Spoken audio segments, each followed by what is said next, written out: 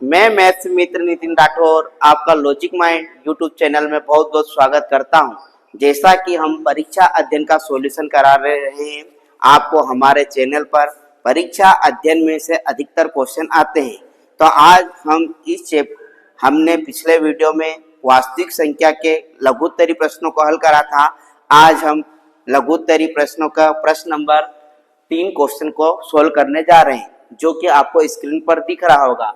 पूर्णांकों के निम्नलिखित युग्मों के एचसीएफ और एलसीएम ज्ञात कीजिए तथा इनकी जांच कीजिए कि दो संख्याओं का गुणनफल बराबर एलसीएम इंटू एचसीएफ होता है।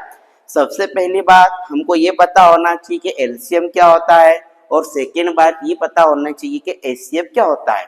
तो एलसीएम ऐसी संख्या जो दी गई संख्याओं से क्या होती है, विभाजित होती है, और एचसीएफ ऐसी संख्या बड़ी से बड़ी जो दी गई संख्याओं को क्या करती है, विभाजित।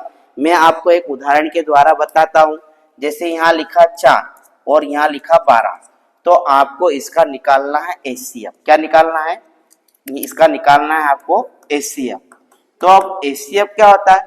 हमें एक ऐसी संख्या ढूंढनी है बड़ी से बड़ी जो 4 को भी डिवाइड करे और 12 को भी करे, दोनों में कॉमन होना चाहिए। दोनों संख्याओं को एक ऐसी संख्या विभाजित करनी चाहिए 4 को भी करे और 12 को भी करे। तो यहाँ 4 एक ऐसी संख्या निकल के आती है जो 4 को भी विभाजित करती है और 12 को भी। तो 4 एक ऐसी संख्या है जो आपका क्या कहलाएगी, एचसीएफ। अब हम यहाँ पर आते हैं एलसीएम। तो एलसीएम एक ऐसी संख्या होती है जो दोनों संख्याओं से क्या हो, विभाजित। जितनी भी संख्याएं दे रखी है उन संख्याओं से विभाजित होने वाली संख्या क्या कहलाएगी, एलसीएम, लघुत्तम समापवर्तक।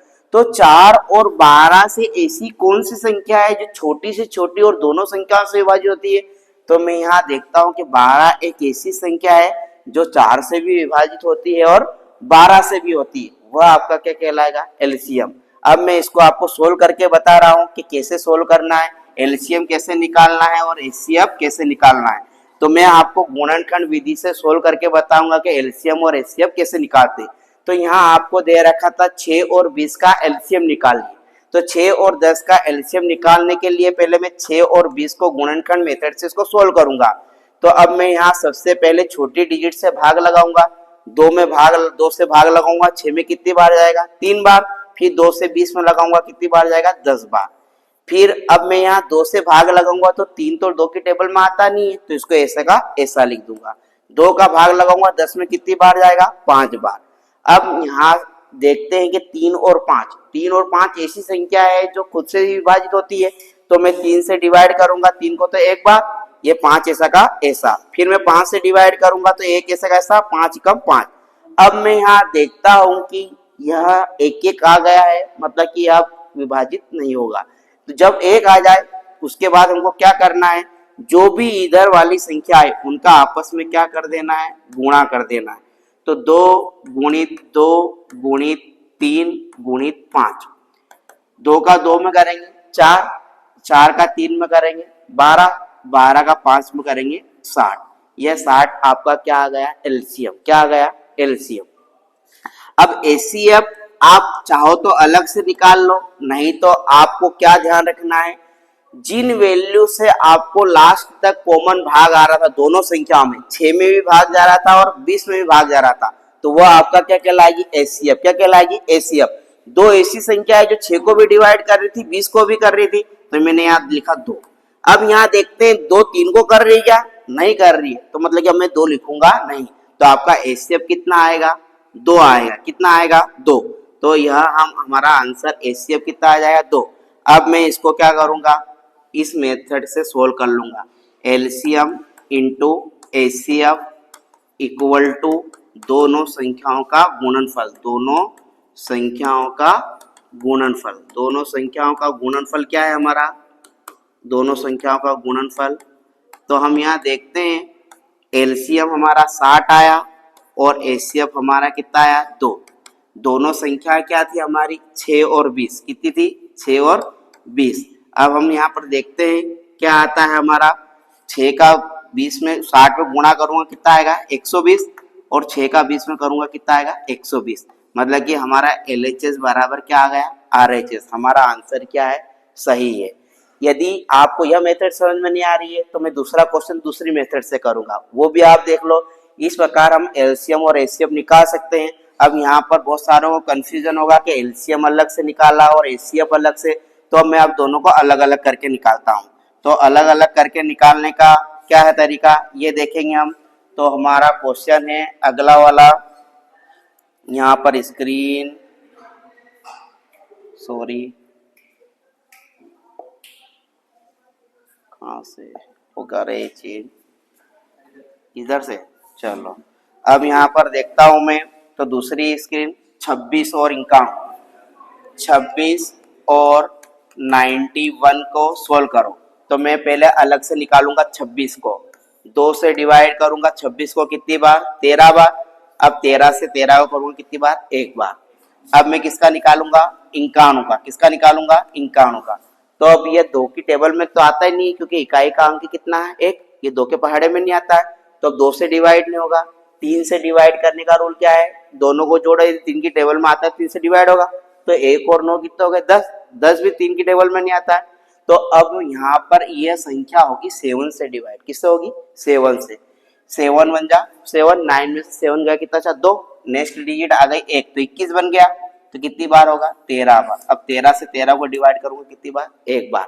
अब मैं यहाँ पर अभी मैंने एलसीएम दोनों को साथ में निकाल के लिखा था, अब मैं एलसीएम दोनों को अलग अलग निकाल कर रहा हूँ, तो यह आपको एचसीएफ में सहायता करेगा।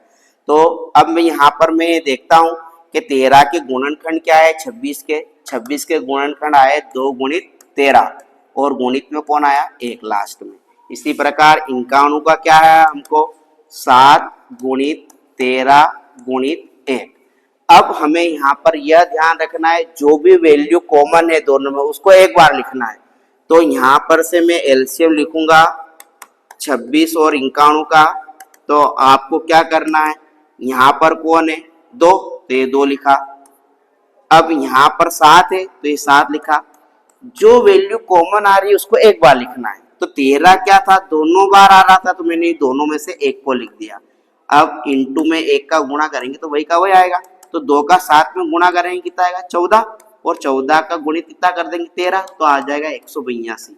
13 चौक 52 का 2, 13 कम 13, 13 और 5 18। तो एलसीएम कितना आ गया आपका, 182। अब मुझे रही बात एचसीएफ की।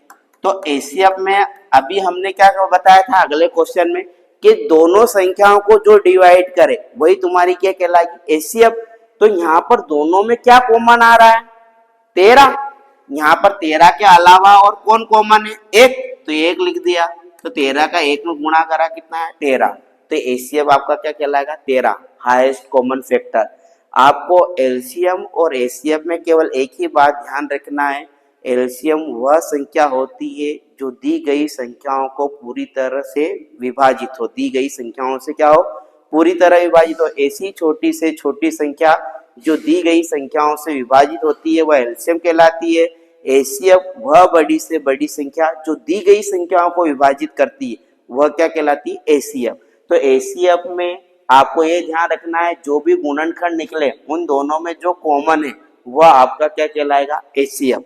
एलसीएम में आपको ये ध्यान रखना है कि दोनों जो संख्या दे रखी है उनके गुणनखंडों में जो कॉमन आ रहा है उसको 1 बार लिखना है, बाकी सभी संख्याओं को लिखना है। तो इस प्रकार हम यहाँ देखते हैं कि 2 एक ही बार आ रहा है तो मैंने लिख दिया 2। यहाँ 7 भी कॉमन नहीं था, लिख दिया 7। यहाँ 13 दोनों में कॉमन आ रहा था तो मैंने उसको लिखा 1 बार। और एक ऐसा कैसा, इनका आपस में गुणा करा तो कितना आ गया, 182। एचसीएफ दोनों में कॉमन जो डिजिट आ रही थी तो कौन आ रही थी, 13। तो 13 आपका क्या हो जाएगा, एचसीएफ।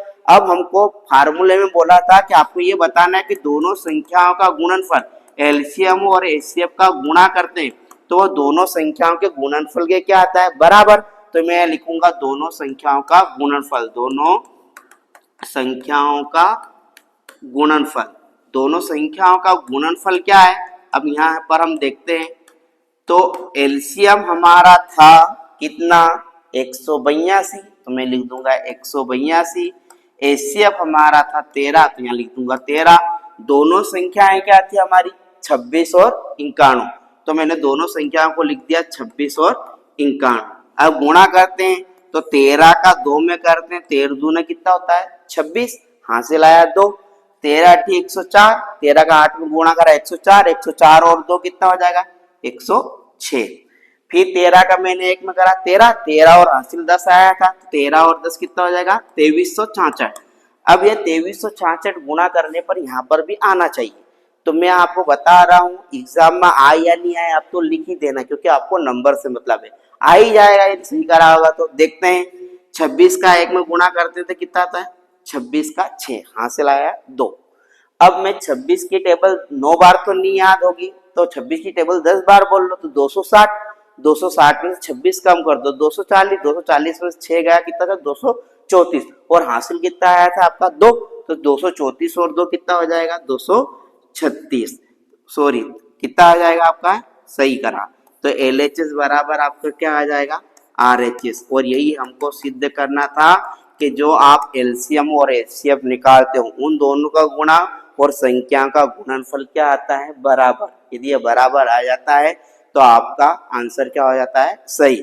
यदि आपको यह वीडियो पसंद आया है तो हमारे साथ बने रहिए और इसी प्रकार के आगे के प्रश्नों को हल करने के लिए आप हमसे जुड़े रहे। मैं आज आपको एक होमवर्क दे रहा हूँ, यह आपको करके बताना है कमेंट बॉक्स में, ताकि मुझे पता चल सके कि आपको समझ में आ रहा है या नहीं।